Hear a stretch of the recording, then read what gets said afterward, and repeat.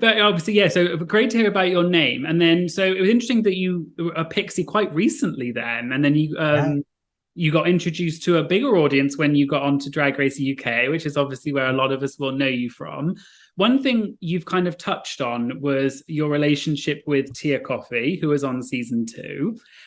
You talked about it on the show. Like, I love Tia. Tia's one of my favorites, and you are really similar. So I was like, I'm going to love her as well.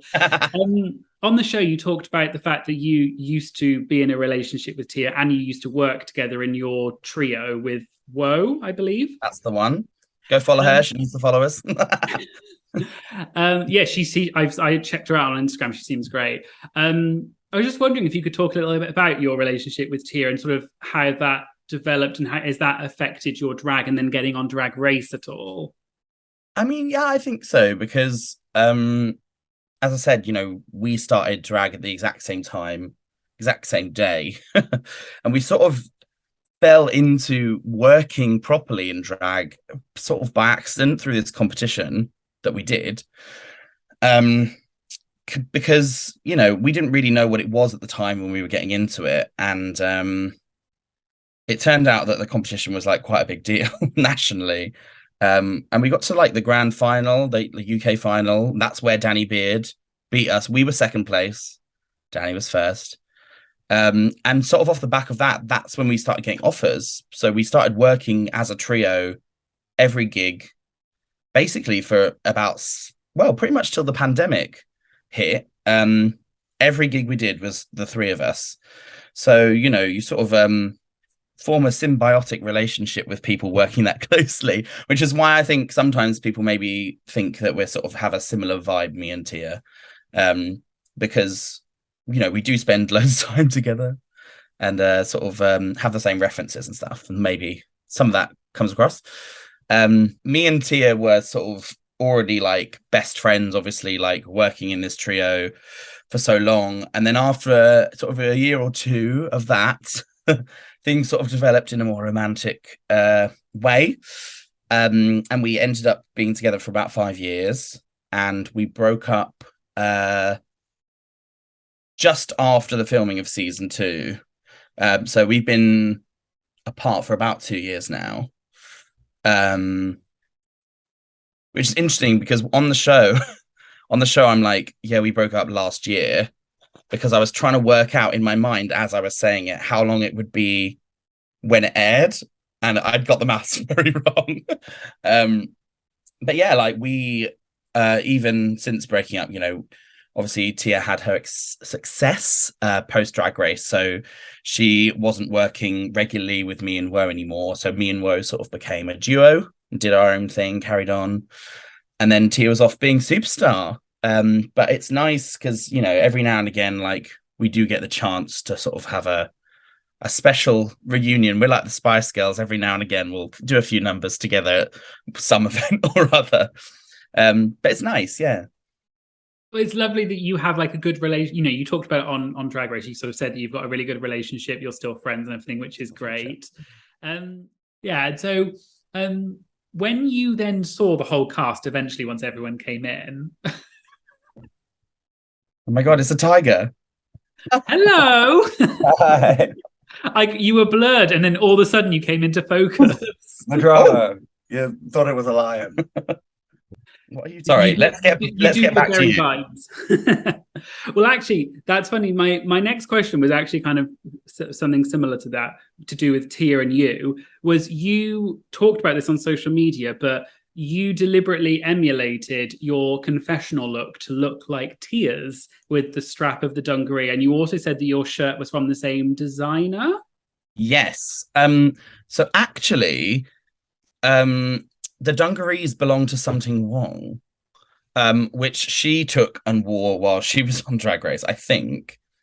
And then when Tia was going, she was like, "Oh, I think I'm going to wear these dungarees." So Something was like, "Oh, wear these. Like, it'll be cute that you've got something that I had on my season." So we just thought we'd carry on that tradition and pass them along, to the next generation.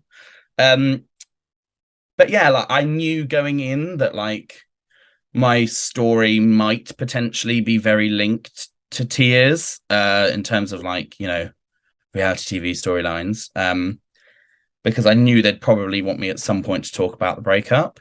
So I was like, do you know what? I'm just going to go in and do my own little tributes to my Bezie M, my best friend, you know?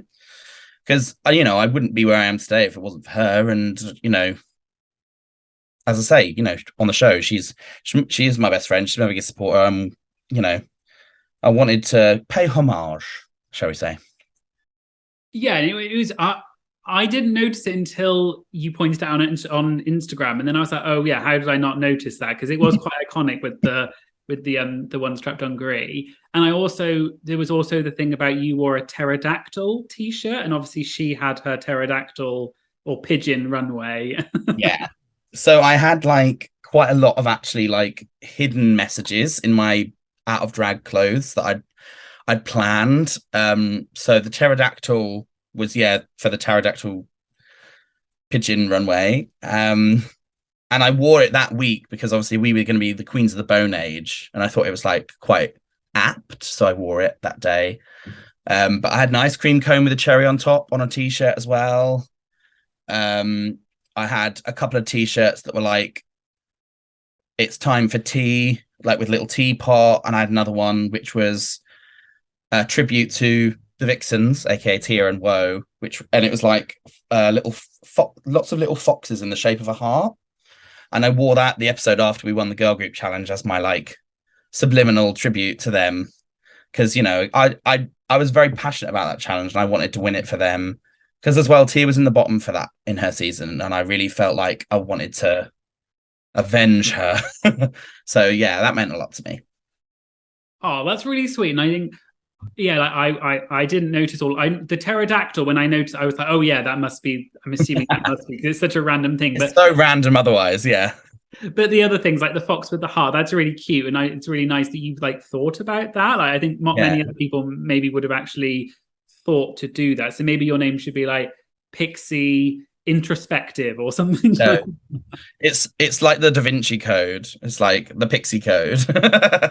Lots of secret meanings. Ooh. There you go. There's your next book. Yeah. Oh yeah. There we go. Look. Okay. Like, I'm never going to be the one to win this if my best isn't good enough. So yeah, it was a bit hard. That one's a bit hard.